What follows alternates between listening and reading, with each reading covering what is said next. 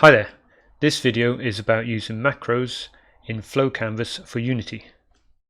So if you head to the FlowCanvas website and the download section, you can grab an example macros pack to import into your project. So I'm just going to drag that package file into my assets and import. And now I've got a new FlowCanvas resources folder, and in there some example macros.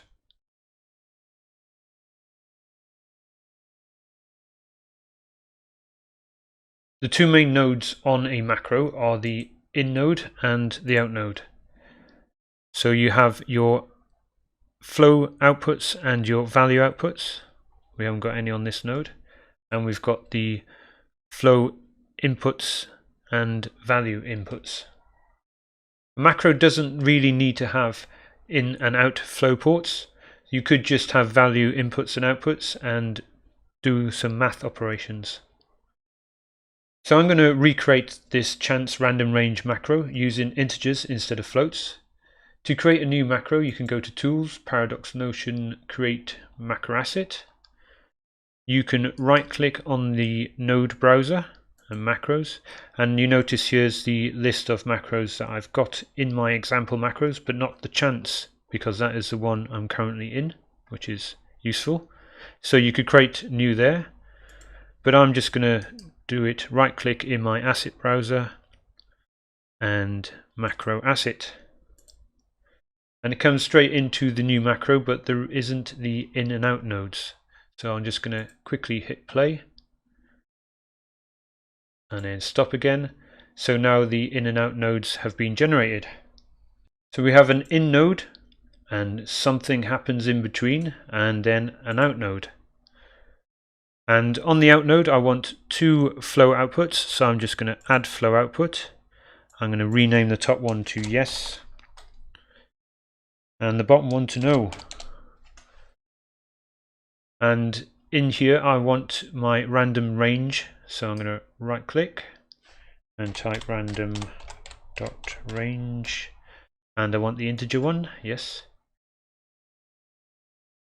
Now on my in node I want some extra value inputs, so I'm going to add a system integer. I'll rename that to chance. And I can also just drag these ones on, so if I pull it up and drop it, promote to new, and do the same for the max. And I want to do a comparison, so I'm going to right click, functions implemented, logic, integers and less than, and let's just drop that to A, and that will just go straight to B, it's got nowhere else to go. And I want to have a switch, so I'm going to write switch condition. I'm going to release this from here by right clicking on it and drop that to yes, and that one will just go to no. I'll join these two up. No, I don't want to promote it. I'm going to drop it there and drop that on there. Okay, so that is our new macro, and let's see what we can do with it. Over on my main camera I've already got a FlowCanvas script, and you can either drag your macro in, and you can see the macro is distinctive because it has a white header, and of course you can just browse for it with the node browser. I don't want two of them, so let's just get rid of that. And you can edit your macro within your other graph by double click on it. You can edit it, and then you can click up here to come back to the main graph, which is handy if you've got lots of macros. You can go in, edit them, come back out again. So I want to have a console output for testing, so I'm going to write log text, and I'll do the same thing again, and that can say yes, and the bottom one can say no.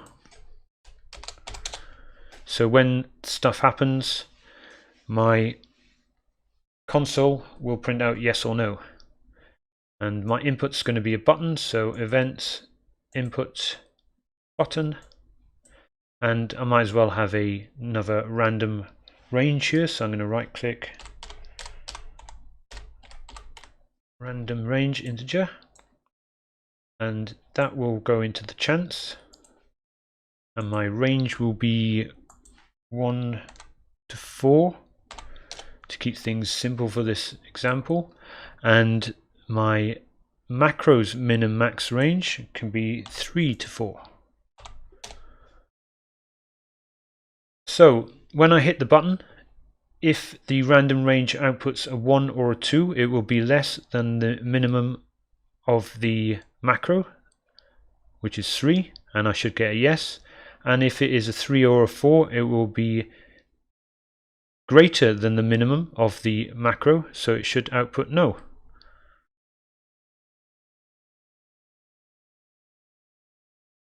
So click, I've got a 3 and a no, another 3, a 1 and a yes. Awesome. Yes, for 1.